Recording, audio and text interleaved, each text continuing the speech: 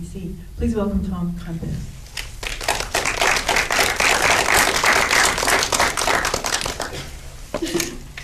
Thank you. Thanks, Heather.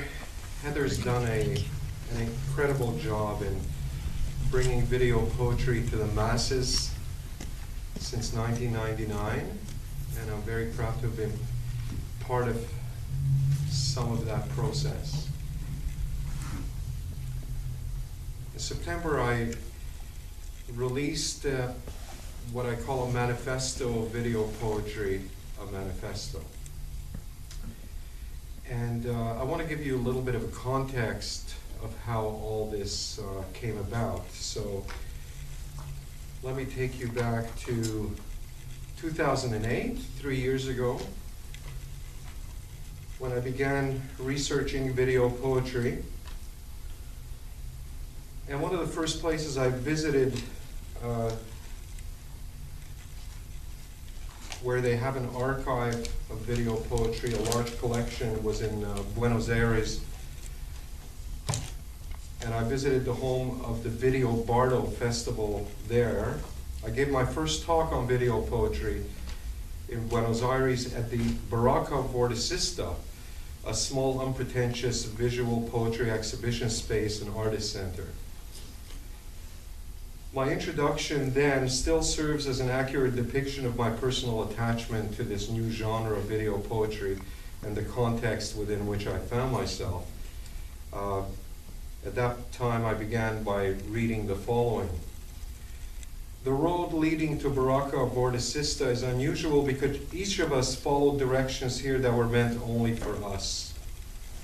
But the road which led me here is also unusual because it has so many beginnings. There was a beginning in 1977 in Montreal.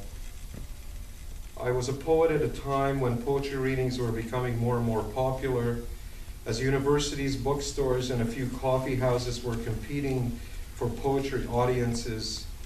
Poems written for the page began shifting to the voice, with explorations into sound poetry and performance poetry. And it was at the artist-run Vehicle Art Gallery, a space dedicated to presenting experimental art, a venue unaffiliated with the academies or the commercial agendas of bookstores and cafes, that 7 poets, including myself, later dubbed the Vehicle poets, first encountered the live performances which were to have such a great impact on our work. Rebellion in the arts was swirling all around us, and we became caught up in it and took turns holding the reins of it. We were on the side of the new, and we were aware that we represented the alternative to mainstream poetry, what Charles Bernstein would call corporate poetry. We enjoyed the freedom of creating works which went against the grain, which disturbed our audiences, which permitted us to play in worlds of our own invention. Before I created my first video poem, I was experimenting with visual poetry, creating a visual context for the printed poem. What was initially a minimalist gesture on the page became a continuing indication that the poetic form could be changed. As I set out to apply the techniques of performance art and the technology of video, it was not to change the form of the poem, but to change the form of the presentation of the poem. Inadvertently, the experiment morphed into what I subsequently named as video poetry. My first video poem, Sympathies of War, was essentially performance poetry recorded by a camera. The visual element had become indispensable to the interpretation of the poem. But it was presenting text in motion that became the most significant addition to the video.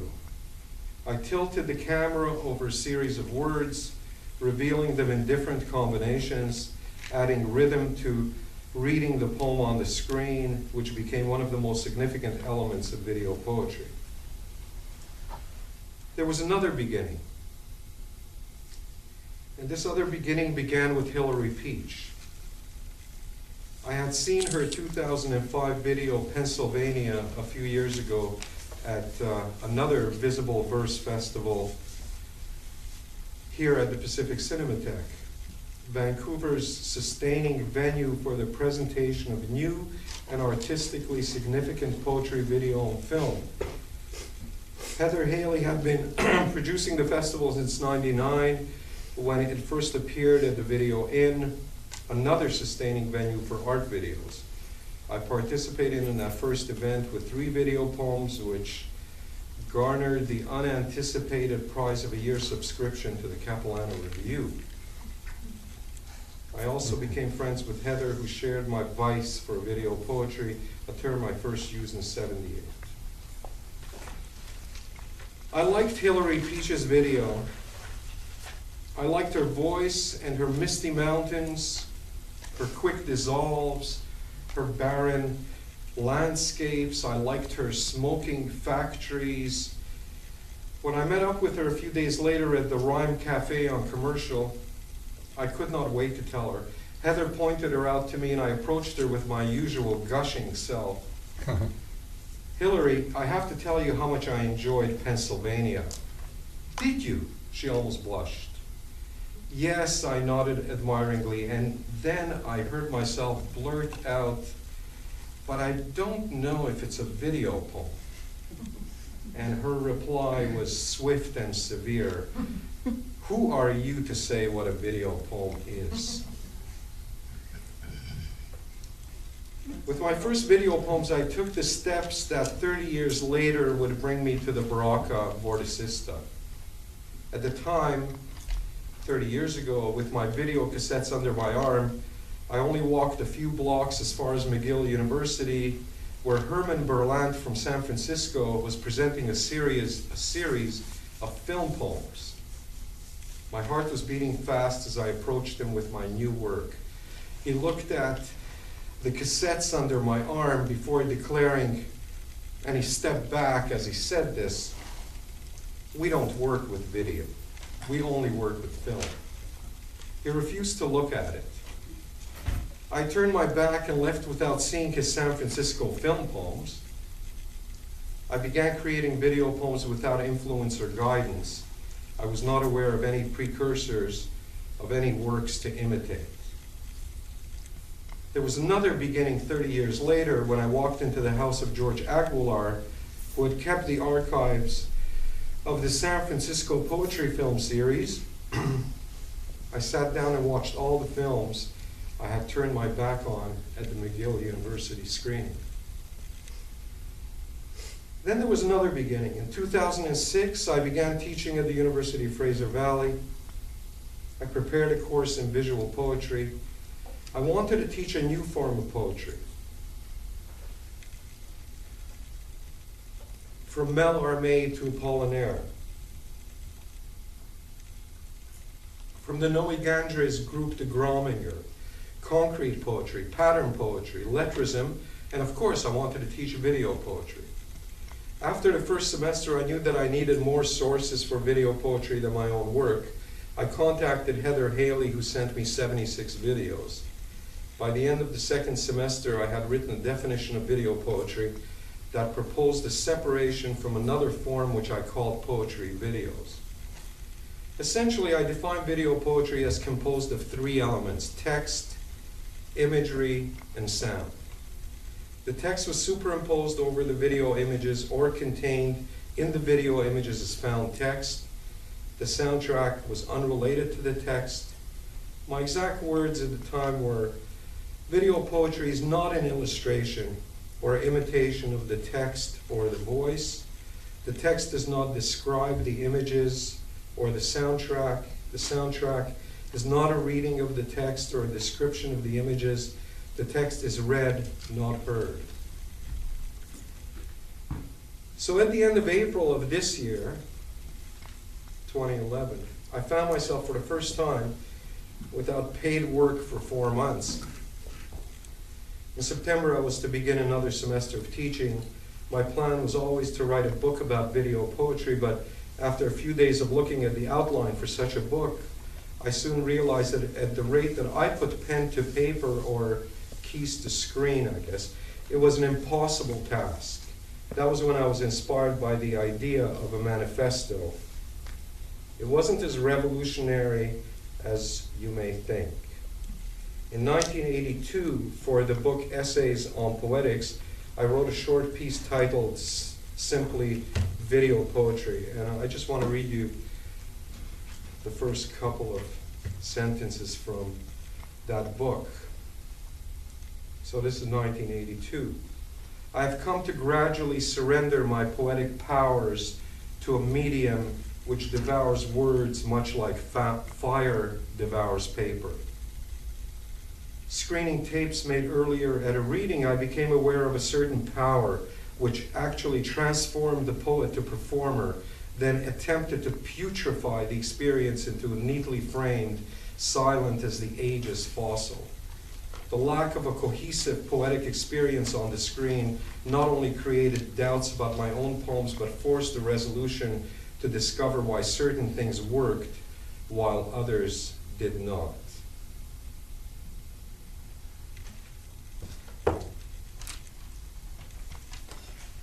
So what I brought along with me today, because I'm not going to read the manifesto, it's available online at issue.com, issuu.com, and I also have a limited edition of 6 beautifully printed copies that I printed out as a scroll of one continuous document.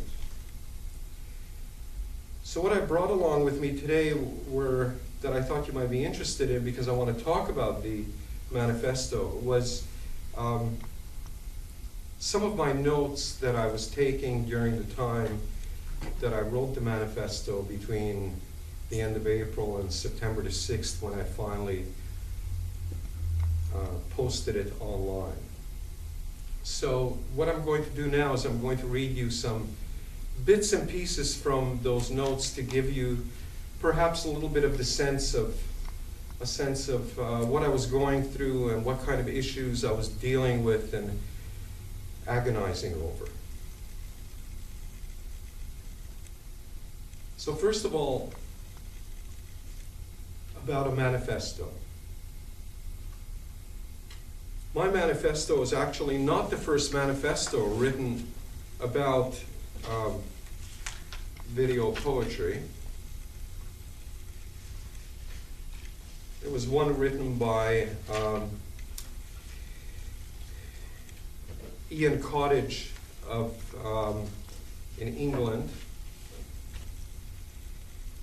which he put together essentially as a guide to working with a student project, which he called a manifesto for film poems.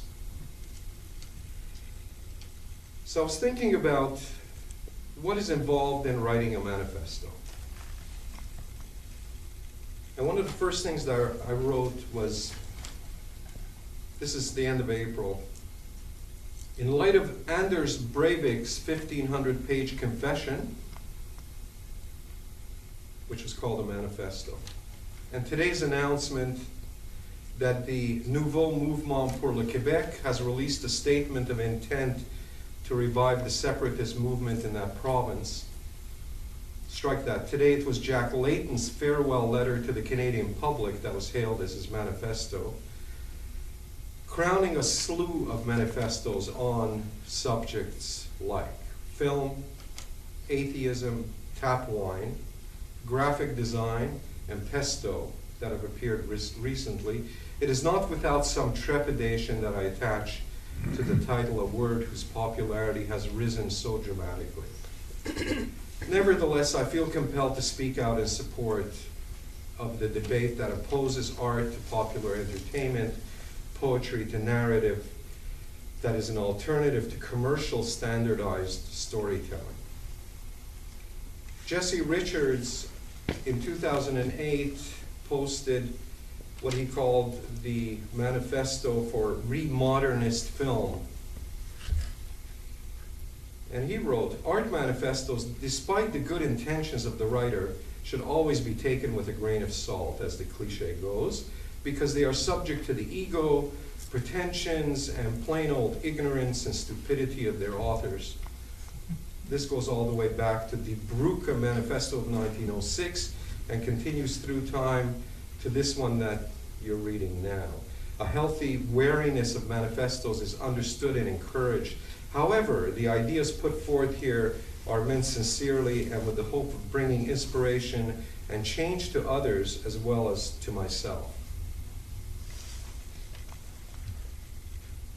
So I made a note of that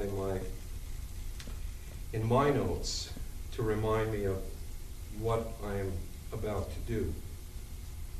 Peter Rinaldi wrote, "It makes me want to get back to work. This is what manifestos should do."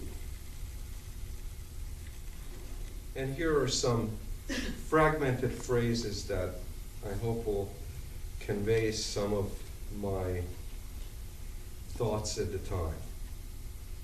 I searched for knowledge of myself. Deep division between my own work and that of dominant practice. I wrote, video poetry is no longer the unknown. And I also wrote, video poetry has not come of age.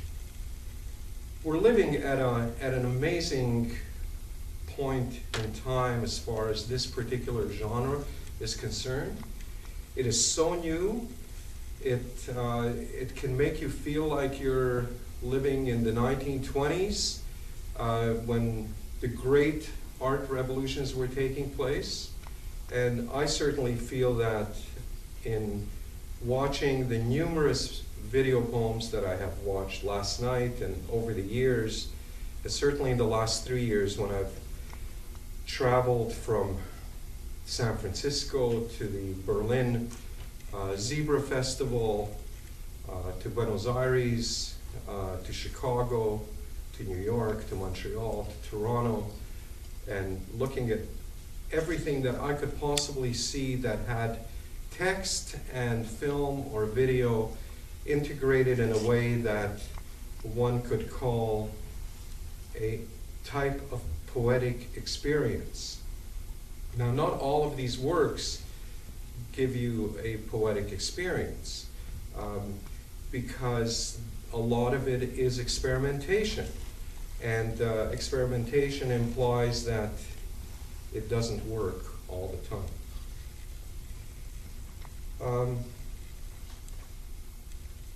By writing a manifesto, you tend to be very polemic. You tend to say that this is the only way to look at works.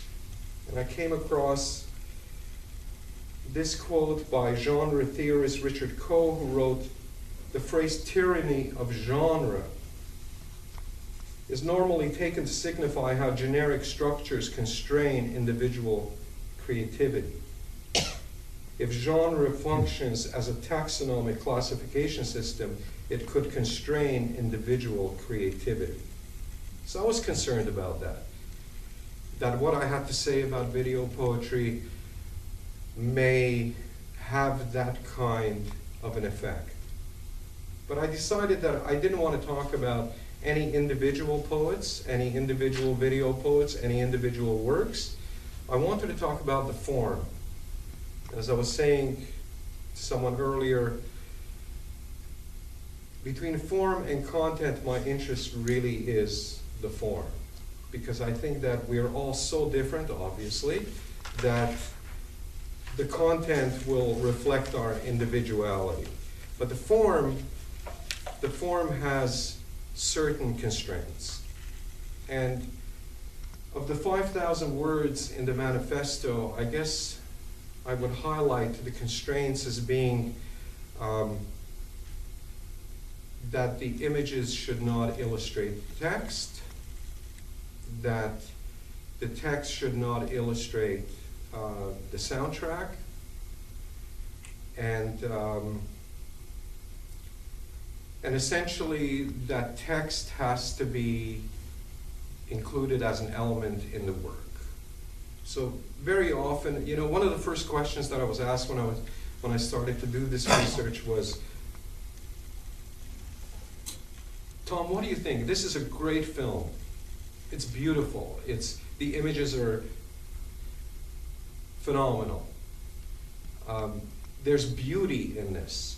The music, the soundtrack works perfectly. Does it have to have text in order to be a video poem? And the straight answer to that is yes, because a line does have to be drawn somewhere. So if there are images and there's a beautiful soundtrack, then the work may be poetic. It might have some poetic qualities, but you can't call it a poem. You can't call it a video poem. Some other notes that I was taking and thinking about. Video poetry is a verbally based tangent of video art. Now, in the manifesto, if you get a chance to read it, I use certain subjects that I wanted to address. And in my notes too, I made notes under those subjects. So, of poetic juxtaposition, what does that mean?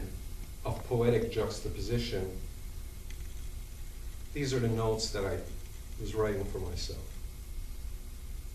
The term poetic is employed for lack of a better word. Cinematic experience that will somehow differ from our ordinary experience of movies as storytelling. Non-narrativity will be the critical concept. The language of cinema has been for so long and so overwhelmingly narrative. Moments of discontinuity represent possible sources of poetry. Disruptive.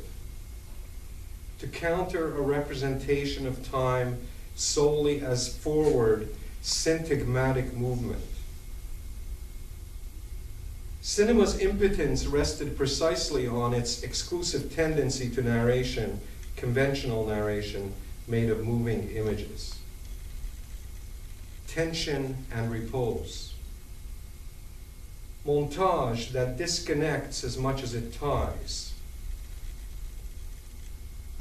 There are also citations throughout the manifesto from some of our famous artists, filmmakers.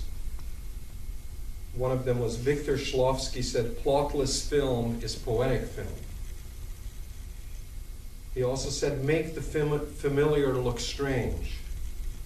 Make the viewer look with an exceptionally high level of awareness." It's a collection of moments. It's a Rube Goldberg device. Under the topic of the poetic experience, because I talk about the fact that putting images and text and sound together is one thing, but it has to result in an experience that you could call poetic, that you've just had a poetic experience. So under that topic, Christian Metz from the Imaginary Signifier wrote, "Meaning rediscovered for the space of an instant." The fact that throughout the experience the viewer is required to respond to atypical juxtapositions with little direction from the authority of the work creates an open situation wherein the imagination of the viewer becomes engaged and taps the subconscious for assistance, which may or may not provide closure to the experience of that moment, to sustain their undivided attention from the first frame to the very last. A present without past, to alter our experience of time. The density of expression makes its consumption challenging. Moving images constantly reveal a desire to arrest narration, and that this desire is what gives them their lyric character. The language of poetry, then, is a difficult, roughened, impeded language designed to prolong the act of perception by contrast to the smoothness of prose, which is designed to facilitate comprehension. Then there's the technique of defamiliarization, estrangement, to create a vision of the object instead of serving as a means for knowing it. Shklovsky also said, he referred to the slowness of perception. The direct representation of time entails a weakening of narrative montage and hence a weakening of the narrative means to engage with reality. About multiple meanings. I talk in the manifesto about having layers of meanings come out from the work at various points in the work. Viewers create meanings by making cross-media intertextual references. The meaning of a text, said Roland Barthes, the meaning of a text does not reside in the text, but is produced by the reader in relation not only to the text in question, but also the complex network of texts invoked in the reading process. Shklovsky also talked about obsession. Obsession leads narration to a standstill. The visual or audible emphasis at a particular moment. I also addressed the problem of illustration. Put very simply, if your poem, if the text of the work deals with a rose, don't show a rose. It's like a very basic constraint of video poetry. And then where does it lead you? Where does it leave you if you can't use images to illustrate your text? And that is essentially the exploration that we're undertaking in video poetry.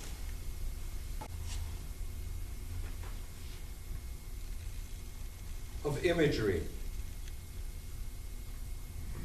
Edward Baron Turk, literary and film critic, said, "Images in these films take on values independent of their narrative function. The image is thus a space to perform in, a space for the text to perform in a silhouette." Talking about Ken Jacobs' use of text in his film, he uses intertitles with imagery. Text proved to be the perfect foil to whatever assertions the images make. So there's a kind of an opposition between text and image. They don't really get along very well. You have to find a very special, inspired way of bringing them together and integrating them into something that actually works.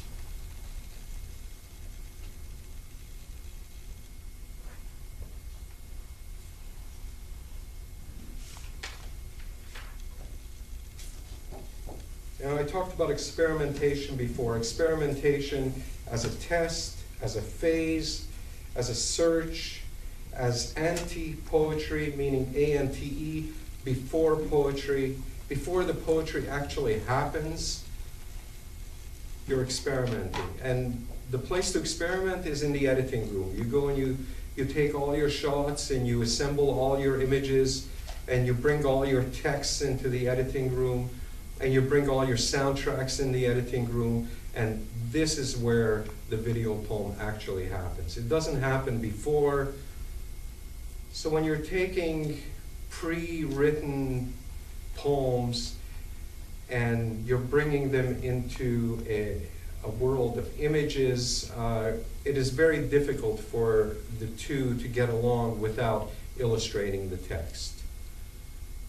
So you have to think about it as a kind of in visual terms, as a palette of colors, a palette of resources that you have to work with. And when you're sitting there with your editing program and you decide to take this text and see how it will work with that image, that is the process of making a video poem. So I'd like to stop here and turn it over to you, if you have any questions. Thank you.